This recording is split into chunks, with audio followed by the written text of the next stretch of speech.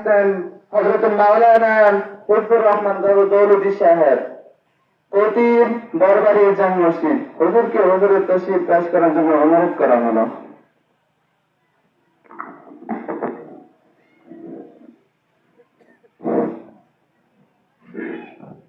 السلام عليكم ورحمة الله وبركاته. الحمد لله نحمده ونستعينه ونستغفره ونؤمن به ونتوكل عليه ونعوذ بالله من شرور أنفسنا ومن سيئات أعمالنا. من يهده الله فلا مضل له ومن يضلله فلا هادي له.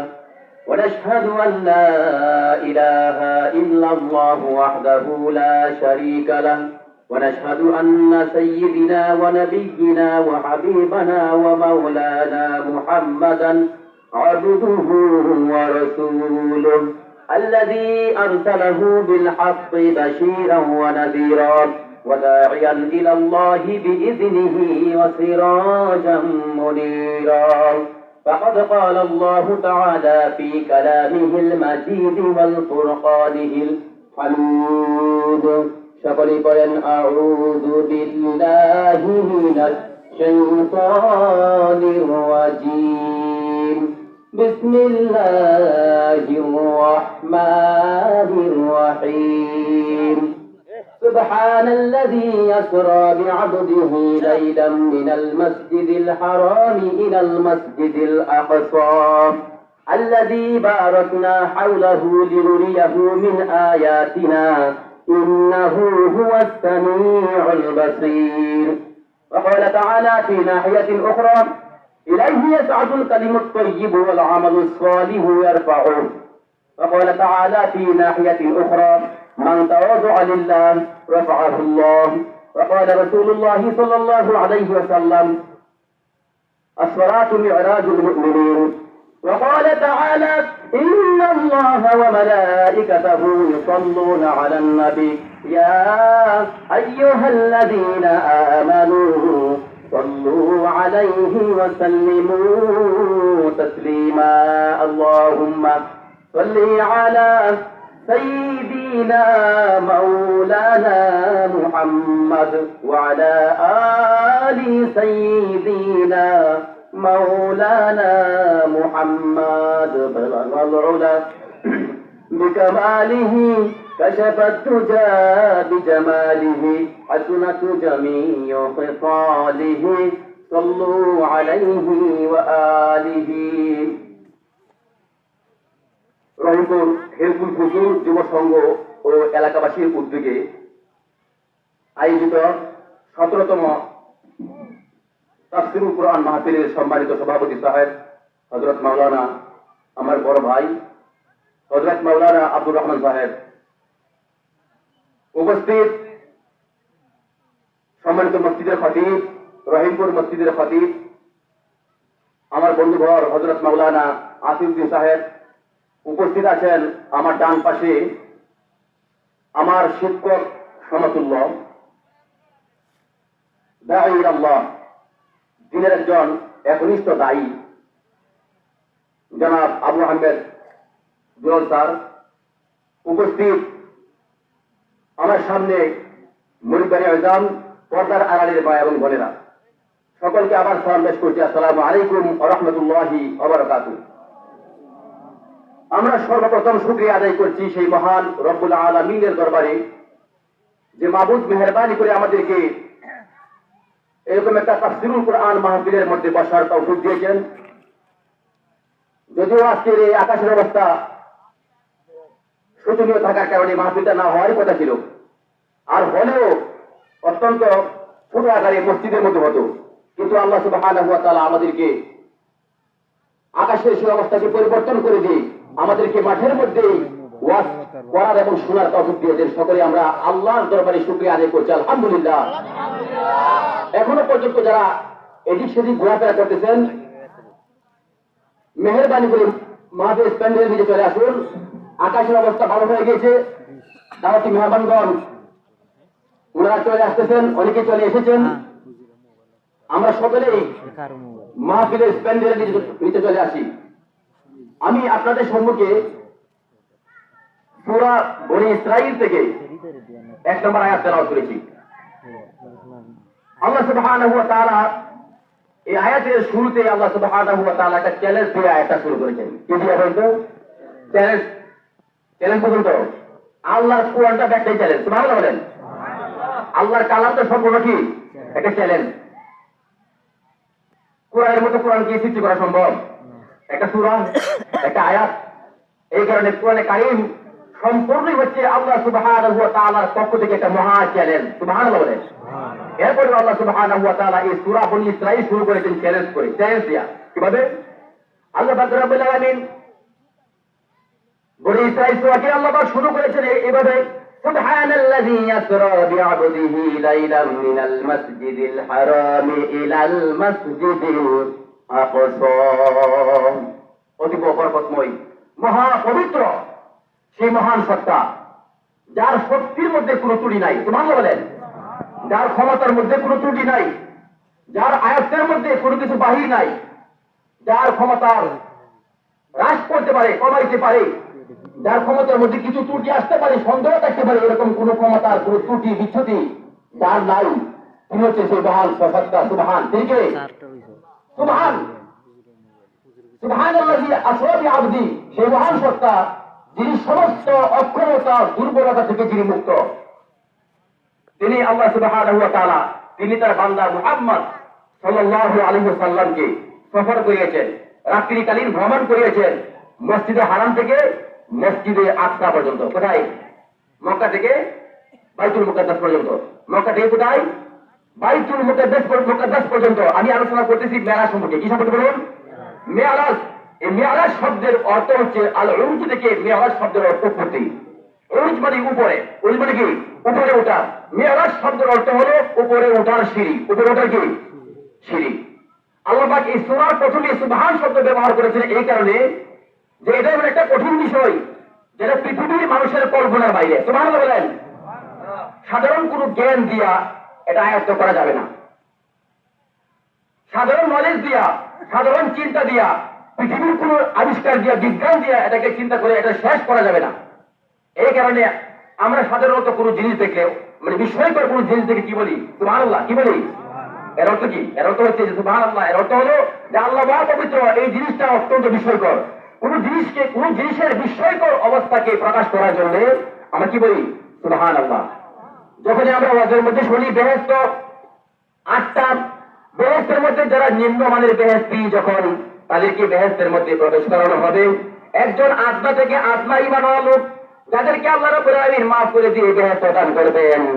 নবীজি বলেছেন আল্লাহ রাব্বুল আলামিন ওই ব্যক্তিকে এই পৃথিবীর 10টার সমান বেহেশত দান করবেন। সুবহানাল্লাহ। এই যে সুবহানাল্লাহ বললাম, কেন বললাম? এই জন্য বলেছি এটা আমাদের তুলনায় অতীব অনেক বড়। সুবহানাল্লাহ বলেন।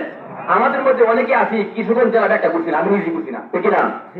বাংলাদেশ ছোট্ট একটা দেশ, ছোট্ট একটা দেশ। এই দেশের মধ্যে একটা জেলা, সম্পূর্ণ জেলার ঘোরার মতো ভাগ্য আমারই হয় নাই। সুবহানাল্লাহ বলবেন না? তাহলে আল্লাহ সীমানা কত বড়। আল্লাহ সুবহানাহু ওয়া তাআলা শুরু করেছেন সুবহান দিয়ে, যার ক্ষমতার মধ্যে কোনো ত্রুটি নাই। কেন? এই জন্যে 7 আসমান পাড়ি দিয়া, সিদরাতুল মুনতাহা পাড়ি দিয়া, আরশ আজিমের মধ্যে আল্লাহ সুবহানাহু ওয়া তাআলা রক্তে মাংসে করা একটা ব্যক্তিকে নিয়ে যাবেন। এরপরে অল্প সময়ে, কত সময়ে? অল্প সময় 7 আসমান, জান্নাত জাহান্নাম সব ঘুরে এসে রাসূল দেখলেন ওজুর পানি এখনো বেরাচ্ছে। সুবহানাল্লাহ বলেন। দেখলেন যে ঘরের মধ্যে যে কপাট, এই কপাটটা এখনো নড়তেছে। আচ্ছা, এটা কি কোনো চাকরিকারী কথা? এই কথা কি কোনো সাধারণ কথা? অত্যন্ত উঁচু মানের কথা। সেজন্য মানুষের মাথায় ঢুকবে না। এই জন্য আল্লাহ সুবহানাহু ওয়া তাআলা শুরুতেই বলেছেন সুবহানাল্লাযী আসরা। সুবহানাল্লাহ বলেন। সুবহান, মহা পবিত্র আল্লাহ সুবহানাহু ওয়া তাআলা। তার শক্তির মধ্যে কোনো দুর্বলতা নাই, যার ক্ষমতার মধ্যে কি নাই? কোনো দুর্বলতা নাই। আমাদের দেশের মধ্যে গত কয়েকদিন আগে, মনে হয় 10-12 দিন আগে, একজন বক্তা, ডিজে বক্তা, নাম শুনছিলাম বলা, যেই বক্তার গান বাজানো হয়, মানে যেই বক্তার জিকির বাজানো হয় হিন্দুদের বিয়ে বাড়িতে। আচ্ছা বলুন তো, যেই বক্তার ওয়াজ শুনে হিন্দুরা, এটা কি ওয়াজ না আওয়াজ? এটা কি ওয়াজ না নাটক? আল্লাহ নবী বলেন, যার কথা শুনলে পরে, তাকে দেখলে পরে আল্লাহর কথা স্মরণ হয়, বুঝতে হবে সেই লোকটা আল্লাহর ওলি। সুবহানাল্লাহ বলেন। যাকে দেখলে আল্লাহর কথা স্মরণ হয়। আচ্ছা বলুন তো, একটা লোক গান গায়, গাঁজা টানে, বিড়ি খায়, মদ খায়, তাকে দেখলে কি আল্লাহর কথা স্মরণ হবে নাকি? তাকে দেখে মনে হবে যে ব্যক্তি 5 ওয়াক্ত নামাজ পড়ে, মিথ্যা কথা বলে না, হারাম খায় না, সুদ খায় না, ঘুষ খায় না, নিজে পর্দা করে বিবিকে পর্দা করায়, নিজে কোনো দিকে তাকায় না, নিজের চক্ষু লজ্জা হেফাজত করেন, নিজের যৌবনকে হেফাজত করেন, এরকম লোককে দেখলেই মানুষ বুঝবে লোকটা আল্লাহওয়ালা। এরকম লোক যদি থাকে তাহলে বুঝতে হবে সেটা আল্লাহওয়ালা। আর যদি কোনো ব্যক্তির মধ্যে গাঁজা, বিড়ি টানা, দাড়ি নাই, মদ খায়, সুদ খায়, এই সমস্ত লোকগুলি যদি কোন জায়গার মধ্যে চলাফেরা করে, বুঝতে হবে এটা আল্লাহর ওলি নয়, এটা শয়তানের ওলি। এটা কার ওলি? এটা আমাদের দেশের মধ্যে যে বক্তা, দ্বিতীয় বক্তা, আপনারা শুনেন, উনি জানেন তাকে চিনেন? নাম হচ্ছে গিয়াসউদ্দিন আত তাহিরি। কি নাম? গিয়াসউদ্দিন আত তাহিরি। তাহিরি শব্দের অর্থ হলো পবিত্রওয়ালা। কি বলা? সেদিন এক পদের মধ্যে বলেছে আল্লাহর দন নবীরে দিয়া আল্লাহ গেছে গায়ে দিয়া। বলেন আলহামদুলিল্লাহ। আল্লাহদের গায়ে দেন, আল্লাহর দন নবীরে দিয়া আল্লাহ গেছে গায়ে ভরিয়া, নবীর দন খাজারে দিয়া খাজার পাইয়া শুয়ে আছে আজমেরি। আচ্ছা এই কথা বললে পরে ইমান থাকবো নাকি ব্যাখ্যা হইব? এক্ষুনি করে ব্যাখ্যা হইব। যে লোকের নাম হচ্ছে গিয়াসউদ্দিন তাহিরি, মানে পবিত্রওয়ালা, এই লোকটা হচ্ছে এখন নাপাক, কারণ তার ইমান নাই। কি নাই? ইমান না দেখে অত গিয়েছে নাপাক। এই নাপাক বক্তার ওয়াজ যত মানুষ শুনবে আর আমল করবে, এই নাপাক বক্তার ওয়াজ শুনে সে নাপাক হয়ে যাবে। কারণ কি? কারণ হলো সে মুশরিক। যদি আমাদের দেশের মধ্যে ইসলামী আইন থাকতো তাহলে তাকে মুরতাদ ঘোষণা করে তাকে মৃত্যুদণ্ড দেওয়া হতো। ঠিক আছে? সে কি বক্তা না তক্তা? তক্তা না, আপনার তক্তাকে দাম আছে। ভালো তক্তা দিয়ে এটা আমরা বলছি তক্তা, নাকি তক্তা এটা বলতে পারি, এ তক্তাও না। এই সমস্ত লোক হচ্ছে শয়তানের এজেন্ট, ইহুদির এজেন্ট। এই সমস্ত লোকগুলি ইমানকে ধ্বংস করার জন্য তারা মাটির মধ্যে নেমেছে। ঠিক আছে বলুন? আল্লাহ নবী বলেন দাজ্জাল 3 প্রকার। দাজ্জাল কয় প্রকার? আমি কথা বলে দাজ্জাল কয় প্রকার? দাজ্জাল 3 প্রকার। 1 নাম্বার দাজ্জাল ইন্না দাজ্জাল আওয়ার। আল্লাহ নবী বলেন শেষ জামানায় এমন একজন দাজ্জালকে প্রেরণ করা হবে যার পরীক্ষার, যার কারিশমাতে কারবারের কাছে, যার বেরকিবাজির কাছে মানুষ তার ইমান হারিয়ে ফেলবে। নবীজি বলেন হযরত আদম আলাইহিস সালাম থেকে শুরু করে কিয়ামত পর্যন্ত যত ফিতনা পরীক্ষা আল্লাহ পাক দিয়েছেন, এর মধ্যে সব চাইতে বড় ফিতনা হবে দাজ্জালের ফিতনা। কার ফিতনা? দাজ্জাল নিজেকে দাবি করবে রব। কি দাবি করবে? আল্লাহ দাবি করবে। নবীজি বলেছেন এটা হচ্ছে মানুষের জন্য, মুসলমানদের জন্য সবচাইতে বড় ফিতনা। এটা 1 নাম্বার দাজ্জাল। 2 নাম্বার দাজ্জাল হচ্ছে মিথ্যে নবুয়ত দাবিদার। মিথ্যে নবী দাবি করবে, নবুয়ত আসে নাই, বলবে আমি নবী। এরকম আসে না নাই? নবীজি বলেছেন আমার পরে কিয়ামতের আগে 30 জন মিথ্যাবাদী নবুয়ত দাবিদার দাজ্জালের আবির্ভাব হবে। এগুলো আছে কিনা? মোটামুটি 28 জন চলে এসেছে। 28 জন, আর মাত্র বাকি আছে 2 জন। নবুয়ত দাবি করবে, নিজেকে নবী দাবি করবে, এরকম বাকি আছে কয়জন? 2 জন। এই জন্য 2 নাম্বার দাজ্জাল। আর 3 নাম্বার দাজ্জাল সম্পর্কে নবীজি বলেছেন উলামায়ে সু। উলামায়ে কি? সুন্নি নাম দিয়া, আশিক রাসূল নাম দিয়া ইমানকে হরণ করতেছে এই সমস্ত দাজ্জাল, বক্তা নামের দাজ্জাল বলে। ঠিক না? তাহলে কি এটা কি বক্তা না দাজ্জাল? এই জমিনের মধ্যে সবচাইতে বড় দাজ্জাল বাংলাদেশের জন্য তাহিরি আর নকশবন্দি। কি নাম? আরেকটা নাম হচ্ছে হাসানুল রহমান হুসাইন নকশবন্দি। এখন পাবলিক তার নাম দিচ্ছে নকশবন্দি। কি বন্দি? নকশবন্দি। কয়েকদিন আগে বইয়ে তার স্ত্রী মামলা দিচ্ছে, বউ 8টা। বউ কয়টা? 8টা বউ। ইসলামী শরীয়তে বিয়ে করা যায় একসাথে? এটা কি নকশাবন্দি না নকশাবন্দি? নকশাবন্দি। কয়েকদিন আগে মামলা দিচ্ছে, ওরা হচ্ছে বাদশাবন্দি। কি বন্দি?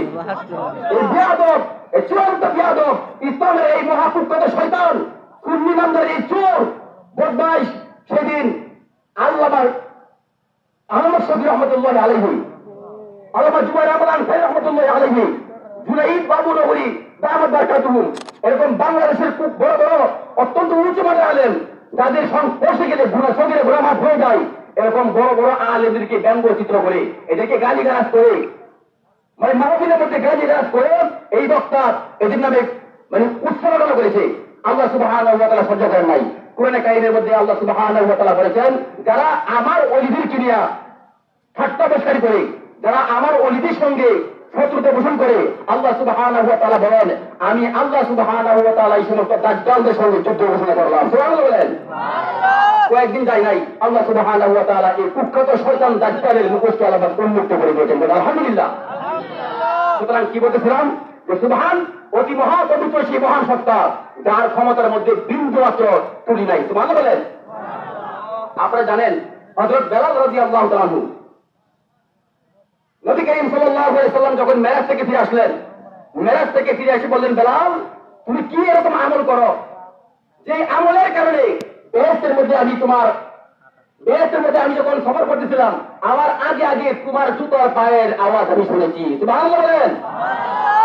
হযরত বেলাল বলেন, ইয়া রাসূলুল্লাহ আমি তেমন কোনো আমল করি না, তবে আমি একটা আমল খুব বেশি বেশি করি, সেটা হচ্ছে যখন আমি কোনো সময় আমি ওযু করেছি, যে সময় আমি ওযু করেছি ওযুর হক আদায় করার জন্য 2 রাকাত তাহিয়াতুল ওযু নামাজ পড়েছি। নবীজি বলেন, বেলাল এই জন্যই বেহেশতের মধ্যে আমি মুহাম্মদ রাসূলুল্লাহ আমার আগে আগে তোমার জুতার পায়ের আওয়াজ শুনেছি। সুবহানাল্লাহ।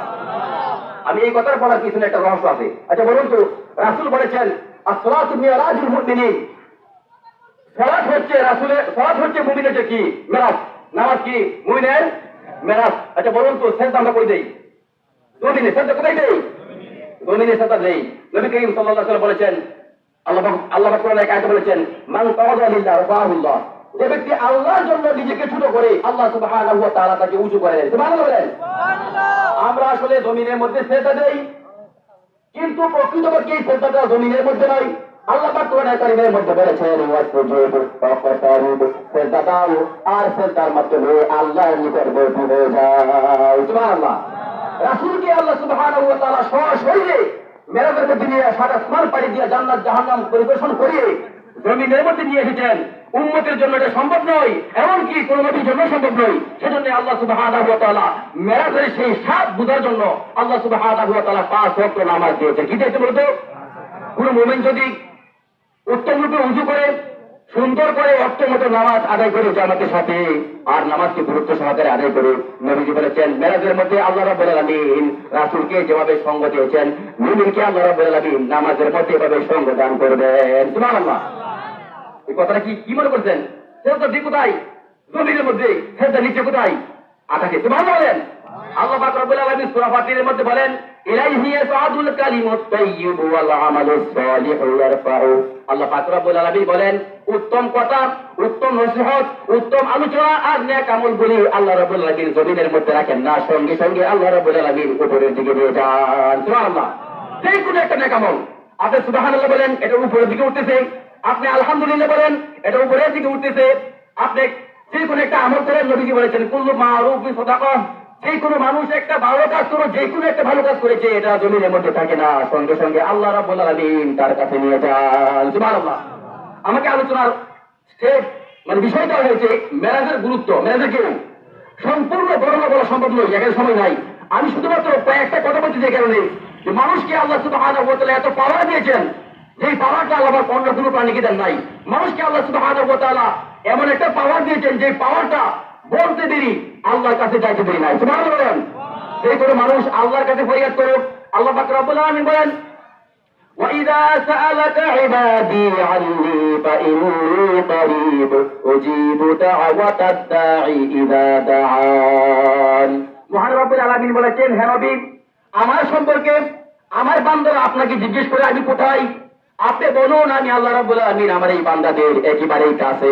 আমি আল্লাহ রাব্বুল আলামিন এমন কাছে, আল্লাহ পাক সূরা কফের মধ্যে বলেন, ওয়ানাহনু আকরাবু ইলাইহি মিন হাবলিল ওয়ারিদ। আমি আল্লাহ সুবহানাহু ওয়া তাআলা তোমাদের কেমন কাছে? তোমাদের ঘাড়ের মধ্যে যে শাহরগ আছে, আমি আল্লাহ সুবহানাহু ওয়া তাআলা এই শাহরগের চাইতে আরো কাছে। সুবহানাল্লাহ। সুতরাং মেরাজের উদ্দেশ্য কি? মেরাজের মধ্যে আল্লাহ সুবহানাহু ওয়া তাআলা রাসূলকে নিয়ে 14 দফা কর্মসূচি দিয়েছেন। কয় দফা? 14 দফা কর্মসূচির মধ্যে 1 নাম্বার হচ্ছে আল্লাহ সুবহানাহু ওয়া তাআলার প্রতি ওয়াদাত ঈমান এবং আল্লাহর সঙ্গে কাউকে শরীক না করা। বলুন তো, যে সমস্ত দুধে বক্তারা মাহফিলের নামে, তাফসীরুল কুরআনের নামে মাহফিলে মুসলমানদের ঈমানকে নষ্ট করে, এরা কি বক্তা না দাজ্জাল? এরা দাজ্জাল, কোনো সন্দেহ নাই। এই সমস্ত বক্তার ওয়াজ শুনে, যেমন দেখবেন, আমি আরেকটা মাসআলা বয়ানের ফাঁক দিয়ে বলতেছি, এই সমস্ত লোকের আপনারা বাউল গান শুনেন, এই আউল বাউল আলছে যে দাজ্জাল বক্তা, এদের ওয়াসের মধ্যে শক্ত নাই, বরং ঈমানটা নষ্ট হয়ে যায়। কি হয়ে যায়? আপনি নামাজ পড়েছেন, আপনি কাফের হন না ডাইরেক্ট। আপনি যাকাত দেন নাই, ডাইরেক্ট কাফের হন নাই। আপনি রোজা রাখেন নাই, ডাইরেক্ট কাফের হন নাই। কিন্তু বাউলের গান শুনে এই সমস্ত নাস্তিক বা কি বলে ডিজে মুশরিক মার্কা বক্তার ওয়াজ শুনে যদি আপনি বিশ্বাস এমন করেন অথবা নাই করেন, শুধুমাত্র বিশ্বাসের কোন লেশ মাত্র যদি প্রবেশ করান, আল্লাহর কসম সঙ্গে সঙ্গে আপনার ইমান নষ্ট হয়ে যাবে। কি হয়ে যাবে? কার গান শুনলে? বাউলের। কার গান শুনলে? আবার অনেকে ফতুয়া দেয়, ওই এরা কি আলেম একটু কম বুঝে, আসলে নাই এই মূলের মতো আসলে বাউল গান বাজে ফতুয়া দেয়, বাউল নাকি হুজুর আলেমটা কম বুঝে। যদি এই কথা কেউ বলে, বুঝতে হবে তার মাথার মধ্যে বুদ্ধি তো নাই, ওর মাথার মধ্যে শয়তানের পেশা করছে। কি করছে? দাড়ি নাই, মুস নাই, নামাজ নাই, রোজা নাই, হজ নাই, যাকাত নাই, কারিয়া মেহনত করে গান গা টিন টিন এগুলো আলেমের টিভি শুনে দেয় না। আলী একজন আলেম 1 বছর নয়, 2 বছর নয়, 14 বছর 15 বছর পর্যন্ত পড়াশোনা করে আল্লাহর কালামে তাফসীর করে। আর এই ব্যক্তির একটা লোক বাংলা বই পড়ে, শুধুমাত্র কয়েকদিন বই ইতিহাস পড়ে বই পড়ে বাউল গান গাইতেছে আল্লাহকে নিয়ে, রাসূলকে নিয়ে। এখন আমরা এমন কুখ্যাত মুসলমান, আমরা এমন দামি মুসলমান, আমরা এমন নামি দামি মুসলমান, আলেমের কথা ভালো লাগে না, ভালো লাগে এরকম দোষো মার্কা দাজ্জাল মার্কা বক্তা আর বাউলের গান। ঠিক না বলুন? এর কারণ কি জানেন? এর কারণ হচ্ছে আমার আগে এটা বাইজিদ, এটা মাদ্রাসা ছাত্র মাওলানা বাইজিদ, সে বলে গিয়েছে যার অন্তর নষ্ট হয়ে গেছে তার কাছে নামাজ ভালো লাগবে না, ভালো লাগবে গান। ঠিক না বলুন? যার অন্তর নাবাদ হয়ে গেছে, মস্তিষ্ক নাবাদ হয়ে গিয়েছে, তার কাছে ভালো লাগবে নাকি ওয়াজ, ভালো লাগবে গান। কারণ কি? এর কারণ হচ্ছে অন্তরটা পচা, অন্তর কি পচা। সুতরাং এই সমস্ত গ্রুপগুলি থেকে আমাদের দূরে থাকতে হবে। রাসূল কারীমকে আল্লাহ সুবহানাহু ওয়া তাআলা মেরাজের মধ্যে নিয়ে 14টা কাজ দিয়েছিলেন, 14 দফার কর্মসূচি দিয়েছিলেন। এর মধ্যে 1 নাম্বার কর্মসূচি হচ্ছে ওয়া ক্বাদা রাব্বুকা আল্লা তা'বুদু ইল্লা ইয়্যাহু ওয়া বিল ওয়ালিদাইনি ইহসানা। মহান রব্বুল আলামিন বলেছেন, আল্লাহ আইন করে দিয়েছেন, আল্লাহ সিদ্ধান্ত করে দিয়েছেন, আল্লাহ ফয়সালা করে দিয়েছেন, কিয়ামত পর্যন্ত আল্লাহর গোলামি ছাড়া আর কারো গোলামি করা যাবে না। ঠিক না বলুন? গোলামি কার করবেন? গোলামি কার করতে হবে? এখন যদি বলি আল্লাহর জন্য রাসূলের দিয়া, এটা আল্লাহ কিছু আছে? কার গোলামি করবে? না রাসূলের। এখন রাসূলের তো খাবাই পাইয়া, কে পাইয়া? এটা রাসূলের কিছু নাই, আল্লাহর কিছু নাই, রাসূলের কিছু নাই, গোলামি করবে কার? খাবার। কি কথা বলতে নাই? কি সুন্দর গান, চিন্তা করছে না কেবতা? এই সমস্ত লোকগুলি মুরতাদ। এরা কি মুরতাদ? আর মুরতাদ সম্পর্কে নবী করিম সাল্লাল্লাহু আলাইহি ওয়াসাল্লাম বলেছেন, মানি তাদ্দা ফাকতুলুহু। যে ব্যক্তি ইসলাম কবুল করার পরে, মুসলমান হওয়ার পরে ইসলাম ত্যাগ করে, সে মৌখিকভাবে হোক অথবা কাজের মাধ্যমে তাকে হত্যা করো, তাকে কি করো? সুতরাং আল্লাহ পাক এই 14 দফার মধ্যে 1 নম্বর দফা হচ্ছে, দাবি হচ্ছে আল্লাহ পাক আইন করে দিয়েছেন ওয়া ক্বাদা রাব্বুকা আল্লা তা'বুদু ইল্লা ইয়্যাহু ওয়া বিল ওয়ালিদাইনি ইহসানা। মহান রব্বুল আলামিন বলেন, আল্লাহ পাক ফয়সালা করে দিয়েছেন, সিদ্ধান্ত করেছেন, কিয়ামত পর্যন্ত আল্লাহর গোলামি ছাড়া আর কারো গোলামি করা যাবে না। সুবহানাল্লাহ বলেন। গোলামি করতে হবে আল্লাহর, আল্লাহর সঙ্গে কাউকে শরীক করা যাবে না, আল্লাহর হুকুমটাকে সবচাইতে বেশি প্রাধান্য দিতে হবে। আল্লাহ সূরা বাকারার মধ্যে বলেছেন, ওয়াল্লাযীনা আমানু আশাদ্দু হুব্বাল লিল্লাহ। যারা আল্লাহকে ভালোবাসে, যারা ঈমানদার, তারা সবচাইতে বেশি ভালোবাসে আকাকে, আল্লাহকে। যারা ঈমানদার তারা সবচেয়ে বেশি ভালোবাসে আল্লাহ রাব্বুল আলামিনকে। কারণ হলো ঈমানের দাবি হলো সকল জায়গার মধ্যে, সকল স্থানের মধ্যে একমাত্র আল্লাহর হুকুম ছাড়া কারো হুকুম মানা যাবে না। যদি আমার নেতার হুকুমটা আল্লাহর হুকুমের বিরুদ্ধে হয়, নেতার হুকুমকে তালাক দিব, আল্লাহর হুকুমকে দিতে রাখতে হবে। ঠিক না বলুন? যদি আল্লাহর হুকুম ঠিক রাখতে গিয়া নেতাকে তালাক দিতে হবে, তালাক দিব। ঠিক না বলুন? যদি আল্লাহর হুকুম ঠিক রাখতে গিয়া পিতামাতাকে তালাক দিতে হবে, তালাক দিব। যদি আল্লাহর হুকুম ঠিক রাখতে গিয়া দেশকে তালাক দিতে হবে, তালাক দিব। যদি আল্লাহকে ঠিক রাখতে গিয়া পৃথিবীর সমস্ত কিছু সব ছেড়ে দিতে হয়, সব ছেড়ে দেবো, কিন্তু আল্লাহকে ছাড়া যাবে না। কারণ আল্লাহ হচ্ছেন মালিক। আল্লাহ পাক রব্বুল আলামিন বলেন, ইয়া মা'শারাল জিন্নি ওয়াল ইনসি ইন ইসতাতা'তুম আন তানফুযু মিন আকতারিস সামাওয়াতি ওয়াল আরদ ফানফুযু লা তানফুযুনা ইল্লা বিসুলতান। মহান রব্বুল আলামিন বলেছেন, আল্লাহ পাক রব্বুল আলামিন বলেন, যদি জিন এবং মানুষেরা, হে জিন সম্প্রদায় এবং মানুষ সম্প্রদায়, তোমরা যদি আমার গোলামি করতে তোমাদের ভালো না লাগে, যদি আমার গোলামি করতে তোমাদের দ্বিধাদ্বন্দ্ব দেখা দেয়, অথবা সন্দেহ সৃষ্টি হয়, অথবা আমি আল্লাহর গোলামি করতে গিয়ে তোমার নেতাকে গোলামি করতে হয়, তাহলে আমার এই রাজ্য ছেড়ে দাও, আমার সাম্রাজ্য ছেড়ে দাও, এই আসমান ছেড়ে দাও, জমিন ছেড়ে দাও। আল্লাহ পাক রাব্বুল আলামিন নির্ভর বলেন লা তানফিযুনা ইল্লা বিসুলতান। আল্লাহ রাব্বুল আলামিন বলেন কখনোই নয়, যেখানে যাও সেখানে আমি আল্লাহ রাব্বুল আলামিনের রাজত্ব রয়েছে। সুবহানাল্লাহ। সুতরাং এক নম্বর কর্মসূচি কি? আল্লাহর গোলামি করা, আল্লাহর তাওহীদকে স্বীকার করে ইখলাস ভিত্তিক ঈমানকে নিয়ে আল্লাহ ছাড়া কোনো মাবুদ নাই, আল্লাহ সর্বশক্তিমান, সকল জায়গার মধ্যে একমাত্র আল্লাহ হচ্ছে একমাত্র আমাদের মাবুদ, একমাত্র আল্লাহ হচ্ছে আমাদের আইনদাতা, একমাত্র আল্লাহ হচ্ছে আমাদের বিধানদাতা, একমাত্র আল্লাহ হচ্ছে আমাদের সব। এই কথা স্বীকার করার মাধ্যমে আল্লাহর গোলামি করতে হবে, আর কারো গোলামি করা যাবে না। দুই নম্বর দাবি হচ্ছে আল্লাহ পাক রব্বুল আলামিন এই সূরাতে এই আয়াতের মধ্যে আল্লাহ পাক সাথে বলছেন وبالوالدين إحسانا إما يبلغن عندك الكبر أحدهما أو كلاهما فلا تقل لهما أف ولا تنهرهما وقل لهما قولا كريما। এক নাম্বার দাবি হচ্ছে আল্লাহর গোলামি করতে হবে। কার দাবি করতে হবে? এক নাম্বার মেরাজের এক নাম্বার শিক্ষা, এক নাম্বার দফার কর্মসূচি হচ্ছে নাম্বার 1 আল্লাহর গোলামি করতে হবে। দুই নম্বর কর্মসূচি হচ্ছে পিতা মাতার সাথে সৎ ব্যবহার করতে হবে। পিতা মাতার সাথে সৎ ব্যবহার করতে গিয়া যদি স্ত্রীর সঙ্গে সময় সময় খারাপ আচরণ করতেও করা যাবে, কিন্তু পিতা মাতার সঙ্গে কোনো ক্রমেই খারাপ আচরণ করা যাবে না। ভুয়ো কুঞ্চিত করে চেহারাকে দল করে বড় কথা বড় আওয়াজ দিয়া চিৎকার মেরে পিতা মাতার সঙ্গে কথা বলা যাবে না। এই পৃথিবীতে সবচাইতে বড় প্রয়োজন হচ্ছে আল্লাহর পরে বাপ মা। ঠিক আছে বলুন, কে? বাপ মা। আজ দেখুন কপাল পোড়া মুসলমান, বাপ মার কোনো খবর নাই, বুড়া হয়ে গেছে, মসজিদের কোণার মধ্যে বসে বসে কাঁদবে, মানুষের কাছে বলতে পারে না, ছেলে বাদ দেয় না, অথবা ছেলে দিতে সব ফুটের ছেলে বোর মানে দিতে দেয় না, আছে না নাই? কিন্তু করছে মানুষের কাছে বলতেও পারে না, কইতেও পারে না, সইতেও পারে না, মসজিদের মধ্যে শুনে কান্দে আর মনে মনে বলে হারে সন্তান জন্ম দিয়ে বুঝি ভুল করেছি। ঠিক আছে না নাই? এরকম লোক আছে না নাই? সন্তান জন্ম দিয়ে ভুল করেছি এরকম একটা অনুশোচনা আসে না? আসে কিনা? কেন আসে? এই জন্য আসে কারণ সন্তান পিতামাতার প্রতি কোনো নজর নাই, সন্তান পিতামাতার খবর নেই না। রাত্রে 12টার সময় ছেলে যখন ঘরের মধ্যে প্রবেশ করে বাপ রুমের মধ্যে আসতেছে, অসুস্থ মানুষ জিজ্ঞেস করে না, অথচ স্ত্রী যা কিছু বলে দিয়েছে সব নিয়ে এসেছে, বাবার জন্য একটা কাশির ট্যাবলেট আনতে পারে না, আছে না নাই?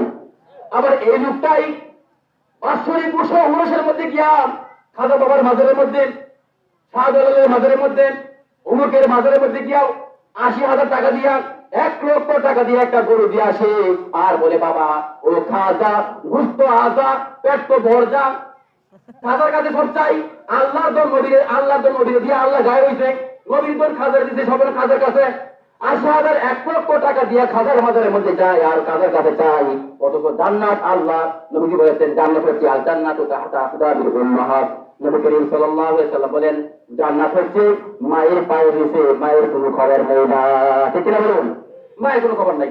এরকম ভাবে 14টা দফা আল্লাহ সুবহানাহু ওয়া তাআলা রাসূলকে দিয়েছেন। কথা বলার সময় কম, নাকি? কথা বলার সময় একেবারেই কম। শেষ কথা হচ্ছে এই 14 দফা দাবি যদি মানুষ আমল করতে পারে, 1 নম্বর আল্লাহ ইবাদত, 2 নম্বর পিতামাতার প্রতি সদ্ব্যবহার, 3 নম্বর আমাদের প্রতি নিজের প্রতি অনুশোচনা, এরকম ভাবে শেষ হচ্ছে দম্ভ অহংকার ছেড়ে দেওয়া। যে ব্যক্তি আল্লাহ সুবহানাহু ওয়া তাআলার এই 14 দফার কাজগুলি আদায় করবে, আল্লাহ সুবহানাহু ওয়া তাআলা তার শান, তার মর্যাদা আল্লাহ পাক উপরে নিয়ে যাবেন। কোথায় দিবেন? কোথায় দিবেন? এর মানে হলো রাসূলকে আল্লাহ মেরাজ করেছে সশরীরে, আপনার আমার সশরীরে মেরাজ নয়, কিন্তু আল্লাহ সুবহানাহু ওয়া তাআলার হুকুম মানলে কিয়ামতের দিন আল্লাহ বেহেশতের মধ্যে আমাদেরকে উচ্চ স্থান দিবেন। সুবহানাল্লাহ বলেন। ওয়া মা তাওফীকু ইল্লা বিল্লাহ, আলাইহি তাওয়াক্কালতু ওয়া ইলাইহি উনীব। আসসালামু